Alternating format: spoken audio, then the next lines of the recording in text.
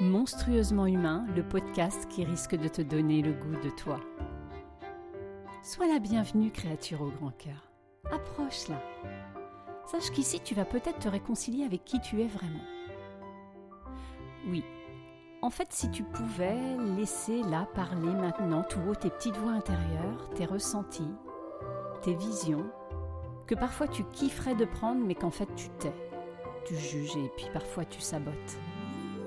Parce qu'a priori, ça n'a pas l'air de rejoindre le plus grand nombre. Alors moi, j'ai un rêve, c'est celui de participer à l'effondrement du mur de la norme. C'est un peu mon mur de Berlin à moi. Alors je dis stop à cette recherche constante de l'approbation du monde pour valider notre existence. Stop à cette normopathie assassine. Bonjour à toi monstrueusien, c'est la fille de joie. Bienvenue dans Monstrueusement humain. Alors ça fait un petit moment que je n'ai pas pris la parole.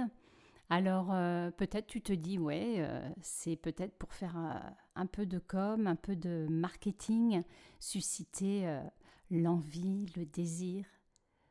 Alors je pourrais te dire oui bien sûr, mais non, c'est pas le cas. Voilà, j'ai fait ce choix, d'autres choses se présentaient et j'ai décidé de mettre un petit peu d'espace entre les épisodes.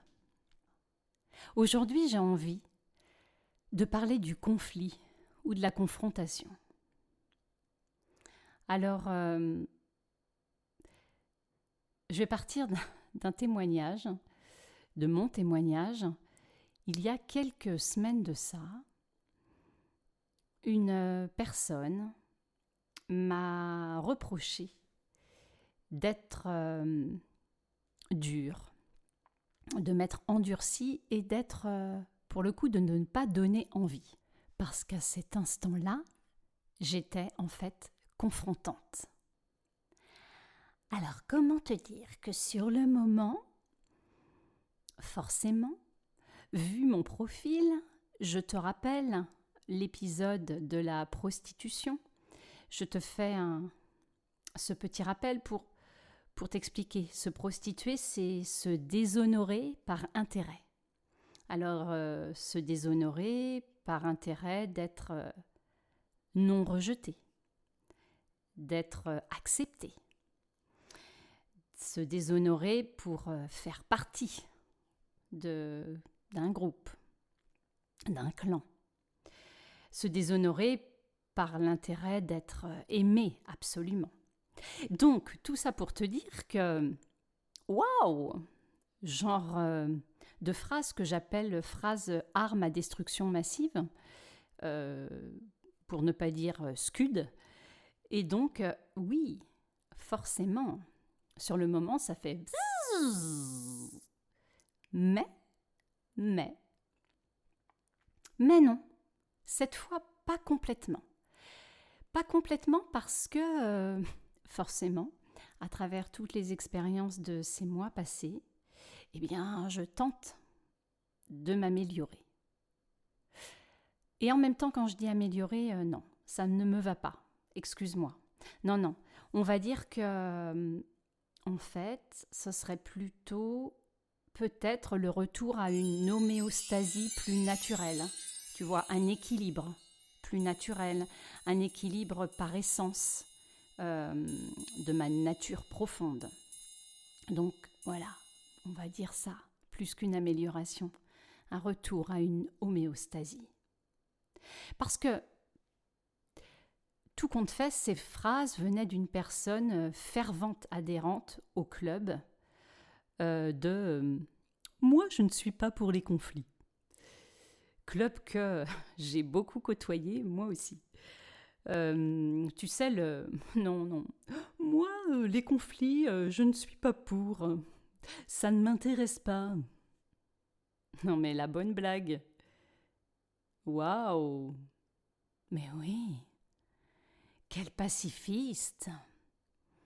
Quelle femme, si c'est une femme! Quel preux chevalier, si c'est un homme! Remarquable! Madame Proprette se réjouit. Mais moi je dis, mais ce n'est pas, ce n'est pas vrai, ça sonne faux, ça sonne faux.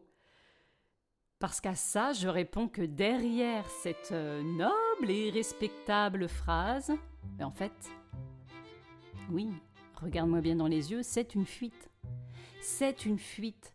Parce qu'en fait, c'est le moyen, de ne pas se montrer. C'est le moyen de ne pas oser être soi. C'est le moyen de ne pas se positionner et de ne pas s'exposer.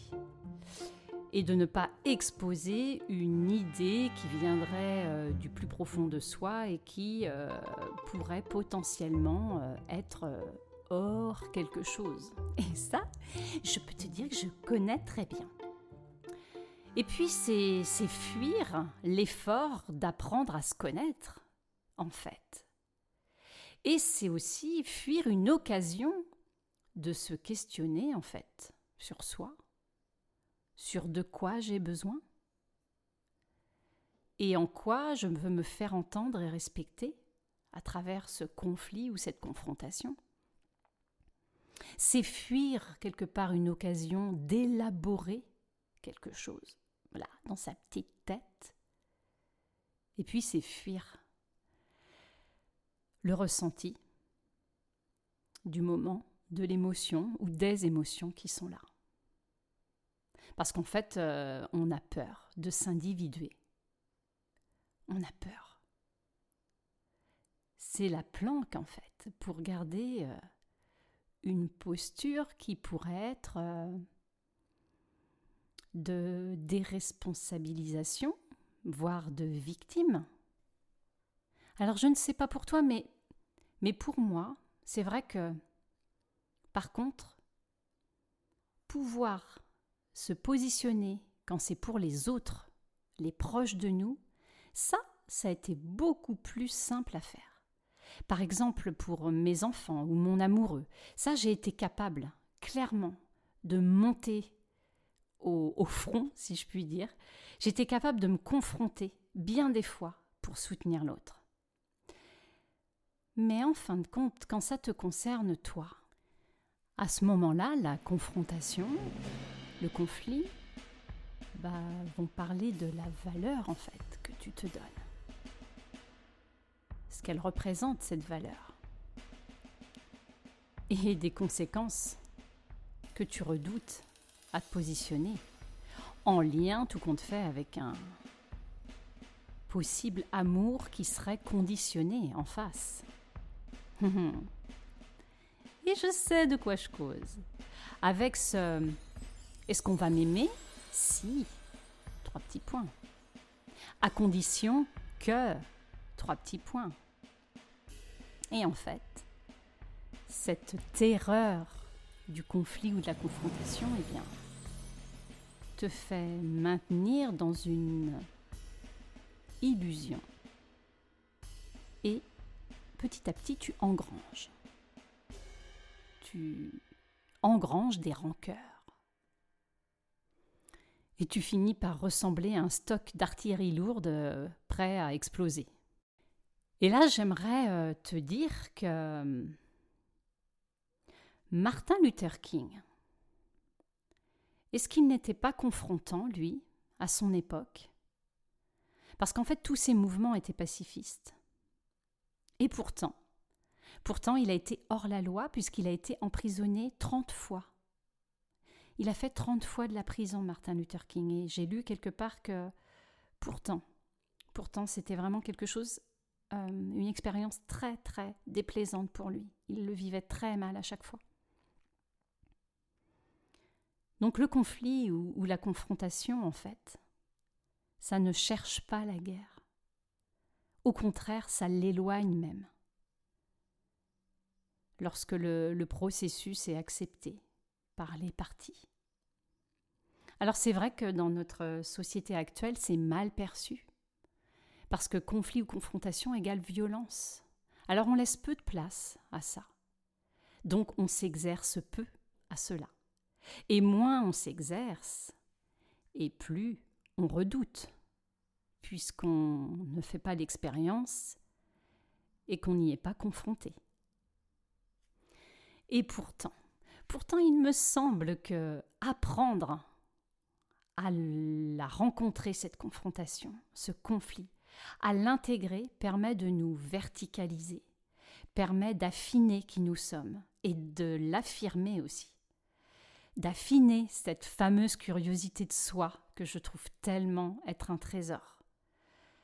Parce que c'est constructif, mais c'est certain, c'est engageant.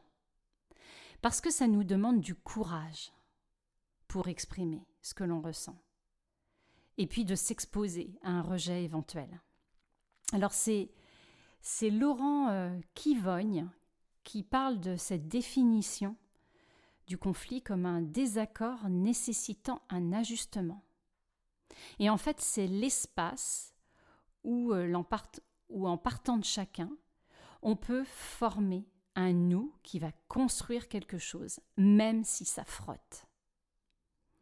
Et en fait, il parle de l'exemple des plaques tectoniques, et j'adore.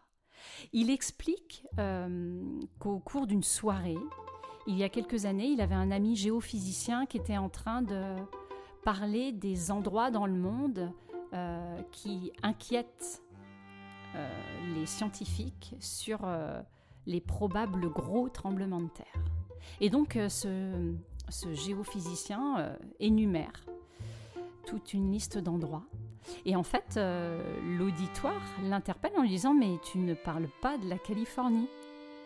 Tu ne parles pas de la Californie et pourtant, avec la faille de San Andreas et puis d'autres endroits, enfin, on le sait bien, la Californie, ça tremble beaucoup. » Et là, il a cette réponse.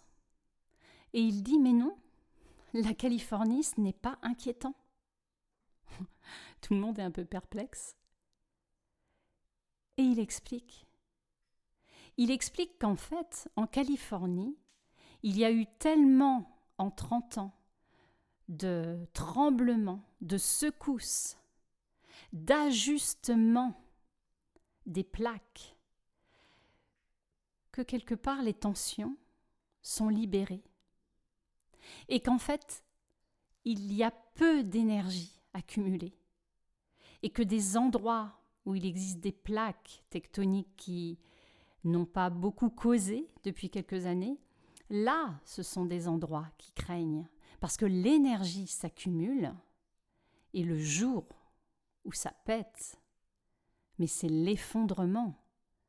Tout ce qui est construit sur le sol disparaît. Et c'est là, et j'adore, toujours revenir à comment ça marche sur cette planète.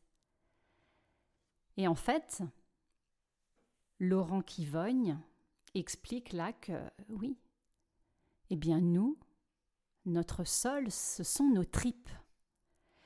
Et que l'énergie accumulée, ce sont toutes ces frustrations, ces ressentiments autour des relations.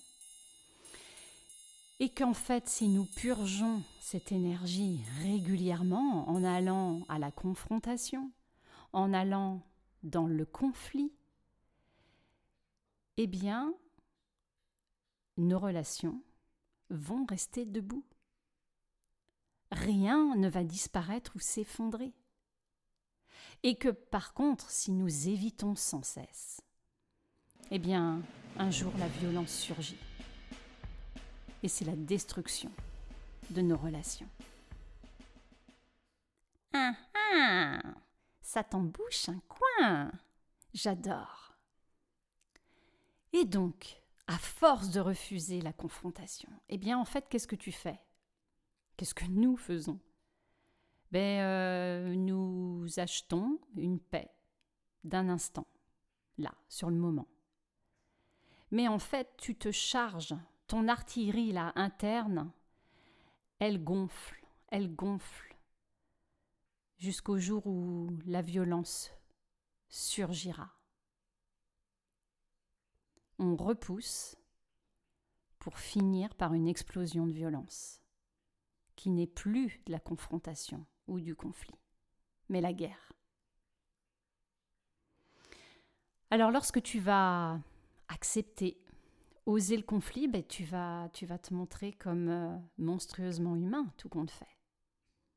Parce que de dire oui, alors moi je suis pour le conflit et la confrontation, eh bien, quelque part, oui, pour moi c'est un peu comme l'art du débat ou de l'éloquence. En effet, c'est une discipline. Et donc, tu vas être monstrueusement humain. Et tu ne vas plus être un monstre tout court qui a engrangé et qui est assoiffé d'un règlement de compte. Non, tu vas permettre à l'autre, alors peut-être pas forcément tout de suite, mais tu vas lui permettre de te montrer, de te voir dans ton humanité. Parce qu'en fait, à ce moment-là, si tu veux bien, tu vas parler avec tes tripes. Tu vas te mouiller, quoi. Et donc l'autre, au-delà de tout ça, il va te sentir courageux. Il va être rejoint, il va être touché dans le cœur. Et il va baisser la garde. Et même s'il n'est pas d'accord, il y a un endroit qui sera touché. Et en fait, plus cet espace s'invite et s'intègre à notre vie, plus la confrontation est paisible en fait. Parce que l'autre n'est plus vu comme un ennemi du tout. Et plus tu invites cet espace et moins tu as d'arriérés, moins tu as de stock, moins tu as de petites bombes prêtes à exploser, moins tu es un volcan en éruption. Et puis, cela devient de plus en plus constructif pour toi, pour la relation, que ce soit une relation à deux ou de travailler en groupe, de réseau. Alors oui, il n'y a pas de vie sans conflit. Le conflit désamorce la violence. Alors moi, j'ai envie de te proposer aujourd'hui de réfléchir si tu crois que parfois tu peux être le bâillon de l'autre, c'est-à-dire que quelque part tu l'empêches de s'exprimer parce que tu refuses cette confrontation. Pose-toi la question. Et dans ces cas-là, de quoi as-tu peur réellement dans ce bâillon que tu poses? Et lorsque je dis ce bâillon que tu poses, ce n'est peut-être pas du tout avec des mots de refus, mais peut-être avec une attitude que tu prends. Alors réfléchis bien. Et mon épisode va s'arrêter ici parce qu'il est déjà bien assez long. Alors je ferai une deuxième toute petite partie pour t'expliquer vraiment et faire le tour de tous les bénéfices du conflit. Et puis, j'ai envie de finir avec cette citation de Julien Sandrel, l'auteur de La Chambre des Merveilles. Il écrit « La vie, c'est comme un électroencéphalogramme. Si c'est plat, c'est mort. » Alors, sur ce, je te dis à bientôt pour un nouvel épisode. Et en attendant, wesh, vive le conflit!